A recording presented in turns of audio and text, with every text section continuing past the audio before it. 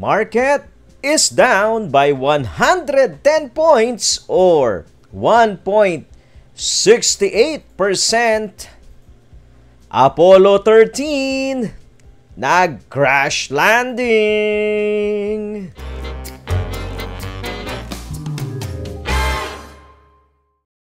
Hello mga titos and titas! Welcome to Tito Vlogs! Today po, Market Summary Crash Landing Edition. Ang daming nag-crash dahil nauna na lumanding yung Delta variant dito sa ating bansa, mga tito. Hindi lang dito sa ating bansa, pati sa Amerika, nandiyan na din po. Kaya silipin natin ang ginawa ng PSE, kasama yung APL, Ascent, Converge, PHA, and M&M's. Let's have a short prayer po bago tayo magsimula. Dear Lord, we praise and glorify you for your faithfulness and provision. We ask you to bless us and guide us as we journey in this chaotic world of the stock market. All this we ask in Jesus' name. Amen, amen, amen. Mga titos and titas, baka hunaligaw lang kayo dito sa ating channel. Ito pong Tito Vlogs, tambayan po ito tungkol sa stock market na kung saan mapa-up or mapa-down ay kinukwento natin yung experience natin ng 14 years tambay style lang, ha? Kaya kung naghahanap kayo ng kakwentuhan at tambayan dito sa stock market, tara na po, pasok po, yan, i-click nyo yung subscribe button at isama po ninyo yung sana all sa notification bell dahil tuwing Monday to Friday, nagkakaroon tayo ng live tambayan. Katulad kanina, marami kayong Tito Moves na mapupulot po doon, doon sa live natin. Kaya join us 9:20 to 10:20 a.m. mga titos and titas. Kung gusto nyo magsimula dito sa stock market, meron tayong starter kit sa dulo po ng video na to. Pwede nyo panoorin yan. Pati commercial, pwede nyo na rin pong panoorin. Pwede nyo tabihan dito sa ating tambayan yung Team Auto Like, Team No Skip Ads, Team Replay Bombers. Yan. At syempre, meron pa tayong mga upuan dyan sa patreon.com/TitoVlogs kung gusto nyong nasa front seat po kayo nitong ating tambayan. Ang ginawa ng ating market, pulang-pula, namula. Masyadong kinamot mabuti, namula tuloy. Ang atin pong market, pulang-pula, 110 points. Value turnover natin, 5.3 billion. Malaki po ito. Considering na bagsak ang market natin, hindi magandang pangitain yan. Ang gainers natin, 45 lang, 167 ang ating losers. Parang pang ilang araw na natin na read ito, kaya mamaya sisilipin natin yung chart. Ang foreigners po ay lumabas, kalahating billion, 572 million worth of shares po ang binenta ng mga foreigners today. So mamaya silipin natin yung chart, ipasok po muna natin ang mga balita natin. Unahin po natin itong sa Business World. ADB maintains Philippine growth forecast. Aba, nakikita natin puro downgrade, pero si ADB, yung forecast nila, ano pa rin, yun pa rin, hindi nila ginalaw. Pero, but Delta variant poses risk to recovery. The ADB on Tuesday warned that new coronavirus disease variants, including the more infectious Delta, pose risk to the Philippine economy's recovery, even as it maintained the growth forecast for the year. Mga titos and titas, nakasalalay po talaga dyan sa pag-contain ng Delta variant, no? Although bullish pa rin, ibig sabihin niya, kung maintain nila yung growth forecast, bullish pa rin sila.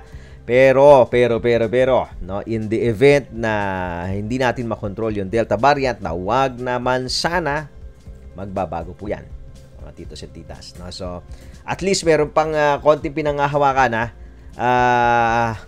Next balita po, galing sa Inquirer.net, BSP Chief, faster vaccine rollout, not Bayanihan 3, needed to spur growth.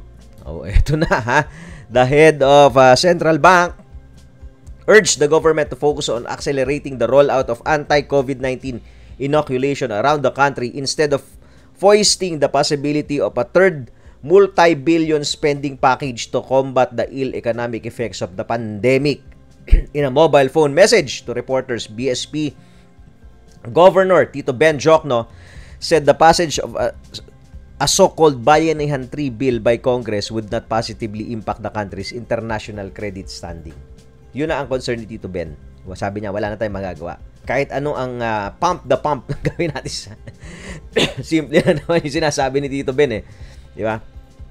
Kahit anong pang gawin natin sa economy, kung naka-lockdown naman tayo, saan natin dadalhin yun? Puro ayuda mauuwi yan. Di ba? Ganun kasimple lang yung logic ni Tito Ben, di ba? So, mas mag-focus daw doon sa pag-roll out ng vaccine, pag-purchase ng vaccine. Hindi lang natin alam kung ano standing ng supply ng vaccine, no, mga titos and titas. Pero yun ang sinasabi ni Tito Ben, yun ang talagang solusyon. Hindi mape-prevent ng Bayanihan 3, Bayanihan 4, hanggang Bayanihan 5 pa siguro, no? Yung credit rating downgrade natin, kung matutuloy man yan dahil sa COVID-19, kung hindi natin mako-contain yung COVID-19 virus, no? So, reasonable yung logic ni Tito Ben, ha? Next balita po, last na to, galing sa Philstar. Global investors to continue to invest in renewable energy. Manila, Philippines. Global debt and equity investors continue to pour capital into the renewable energy sector, which is consistently providing investment opportunities despite the ongoing COVID-19 pandemic, according to Institute for Energy Economics and Financial Analysis. Based on the IEFA report, global investors move into renewable infrastructures. Global financiers are backing low-carbon energy transition assets, which are creating investment opportunities and have demonstrated significant resilience amid COVID-19-induced global economic crisis. So, ito ho, hindi lang sa Pilipinas, global ho ang pinag-uusapan natin dito. No, itong shift sa renewable energy, mautak din kasi. Mautak eh. Diyan ho sa Amerika, kaya yung ibang mga companies, no, bago mag-invest ng malaking pera yan, maglagak na malaking pera, itong mga big funds sa Amerika, tinitingnan muna nila yung kung yung company na yon is hindi nakakasira sa environment. If that company is tawag sila doon sa term eh, no, katulad for example nung mga for example si Tesla, no, maganda yung dating niya sa mga investor kasi nasa nasa sustainable energy yung kanyang business, no. So ngayon itong mga global funds na to, pagka ikaw, yung kumpanya mo, o ikaw, minsan nga pati yung bangko. So totoo lang, ito nabasa natin nababasa po natin ito at napapakinggan natin yan sa US. Halimbawa ikaw ay bangko, no, o ikaw hindi ka papautangin ng mga malalaking funds, no, hindi ka lalagakan ng malalaking funds kung ikaw ay merong kliyente na nakakasira sa environment. Kliyente na yun, hindi na ikaw. So, kung may connection ka doon sa circle ng non-renewable, ay mayayari yung pagpondo sa'yo. So, ganun po. Kaya itong renewable is something na siguro this decade, 2020, and the next decade could probably be a big thing. No? Sana lang ang Pilipinas hindi mahuli. Yan ha. Kasi yung dito sa atin hindi pa ganun karami ang renewable sources ng renewable energy, no. Hindi pa rin ganun ka-friendly ang ating mga incentives pagdating sa renewables, no. So sana hindi tayo mahuli diyan, ha. At kahit diyan man lang no, may magpakitang gilas man lang sana sa atin no, yung mga leaders natin no, na ito renewable tayo. Ito bigyan natin ng incentive to pagka ang kumpanya is renewable. Yan. Yan po ang ating mga balita. Silipin natin yung chart ng PSE. Matindi yung pagka-red nito Tinagos na po yung support natin, 6593, ang guhit po na yan. And then nag-low tayo ng 6451, 6476 tayo, nag-close down tayo na 1.68%. Ito na yung tinitignan kong support, itong trend line na po. Ito na, dito na tayo pupulo, baka it will coincide din dito sa 6.3. Mga nasa 6.3 area na po ha, mga titos and titas. Yung RSI natin medyo sagad na rin, no? Pero nag-o-overshoot siya ha, kaya pwede pa din talagang bumaba, no? So pero ito para sa akin lang, ano, sabi nga natin, nung mga nakaraang vlogs po natin, if you're following us, one of the reasons para tingin ko, para ho tagusin itong trend line na to, or even itong 6,000 level, kung yan, ito kasi, ang ganda ng bounce natin dito sa 6,080 eh. Diba? Ito po, yan. Isa sa mga pwedeng dahilan para tagusin yan, kung pagka nag-lockdown. Yung Delta variant, ayan na, ito na po yun eh. Ito na po yung epekto ng Delta. Ayan, landing na to, itong apat na red candle na yan, yan ang epekto ng Delta. No? So ngayon, kung magla-lockdown tayo, iba epekto no, baka ma-break natin yung 6,000. Pero kung hindi, most likely, we can see a bounce already. Medyo malalim na ho ito from the time na nag-break dito sa unang support, yan 6,781, 5% na binaba natin, no? So pwede na tayo makakita ng bounce dito in the coming days. Ano bukas? Thursday, Friday, tingnan natin kung magbabounce tayo or isang laglag na lang hanggang dito sa 6.3 tsaka tayo magbabounce, no, mga titos at titas. Kaya kung nakatambay naman ho kayo lagi dito, no? At baka kasi yung iba sa panic selling pa, masabay pa sa panic selling, panic pa kanina o kaya pag nalaglag pa to bukas, masabay pa, no? Tapos biglang tumalbog to, muot ka ng ulo, no? Pero syempre, yan po ay hindi natin sigurado kung tatalbog dahil nga may tinitignan tayo yung lockdown. Hindi naman din natin sigurado kung magla-lockdown. So kaninang umaga panoorin niyo yung vlog natin sa live. In-explain natin doon ano yung mga factors para mag-lockdown tayo. So, yan po ang ating index. Ipasok natin yung na-lockdown, yung Apollo. Na-lockdown na to. Talagang lumubog ang barko. Apollo 13 to Talagang 13,000, ano tayo? 13,013.40 ang ating closing. Dito sa APL, mga titos and titas, nag-close na rin tayo below sa 200 moving average. Makakakita kaya tayo ng support dito. Teka muna, tignan ko lang sa weekly ha. Baka may support pa tayo. O, tinagos na rin ba natin to? Hanapin lang natin. Tinagos na rin natin to sa weekly. Tinagos natin tong blue, buong candle. Ngayon, yung blue line po sa weekly, 1465, hindi naman yan masyadong malayo. Ang para sa akin lang, tignan sa Friday, okay, closing ng weekly, kung titignan natin itong weekly, baka isampa dito sa blue, no? Ang tanong, ayos na ba 'yon Tito pag sinampa? Abay hindi pa po, 'di ba? Hindi sapat 'yon na isampa tayo, mag-close tayo above blue sa Friday, 'di ba? Kailangan ay recover tayo, 'di ba? So makakita tayo ng uptrend. Diba? Dahil kung hindi ay magiging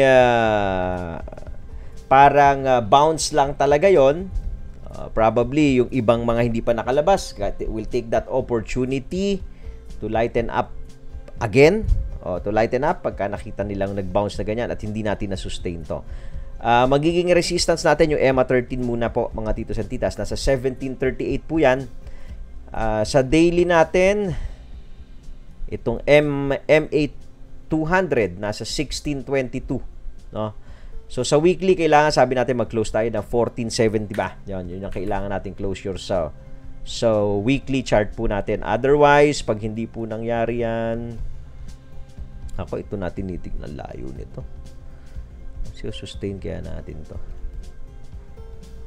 Itong area na to, yung 12 o kahit nga ito tignan natin. Ito yun. Ito dapat nga dito lang tayo Ito lang 1380 Masyado malalim to. It's 1380 lang yung support na tinitignan natin. Nilakpasan din yung support. So yan po. Tignan natin in the coming days. Pero ang bias ng mga indicators natin nakatungo po lahat. MACD nakatungo. RSI sagad na rin to. Flooring na to. Ilan na lang ang RSI nito? 16 na lang ang RSI, no? Tingnan nga natin sa pinakamababa niya. Ito 22. So mukhang baka we can expect a bounce, no? In the coming days, pwedeng mangyari, pwedeng bumaba pa. Tingin ko, hindi ko nakita kung ano yung nangyaring buhusan kanina. So most likely ito baka wala ring volume Walang sumasalo Kaya nung nag-exitan na, yun na, talagang sumagad na. Ito, wala ang volume to. Wala akong ka-volume eh. At tignan natin tomorrow, baka part ng panic selling, pero yun nga, kailangan yung indicators natin mag-iba muna ng direksyon eh. Diba? So, kung part yan ng panic selling, makikita natin baka we can still go back dito sa level po na to, yung kung saan tayo nag-consolidate, no? Kung hindi na, baka magkaroon pa ng downward pressure, no? So, kailangan natin dito, buyers eh. Yun ang kailangan. At syempre, para mag-kick in, pumasok yung mga buyers, kailangan ng storya. Kung wala tayong naririnig na storya, so malamang, yung mga naiinip na, yung anip na, ayun na nga. Naglabasan na yan. Especially nung binrake tong 200 MA. Yan naman po ang lagi natin binabanggit dito sa tambayan eh.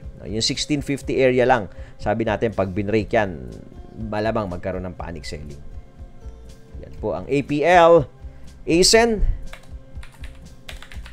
Ito ba, nagpanic din ba to?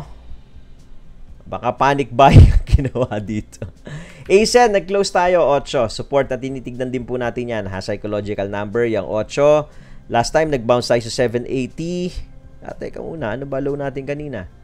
Nag-low tayo ng 794. No? So, pwede tayong mag-dribble above 8 pesos at saka 780 to 8 pesos. Better na yan kung dyan tayo magdi-dribble. Basta hindi lang tayo magla-lockdown. Pero sabi nga natin, pag nag-lockdown pa rin, pag may Black Swan event, lahat naman po yan magka-crash.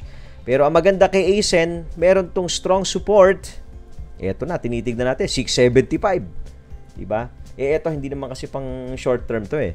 Medyo dapat ang time frame mo dito mahaba-haba. No? Ito ang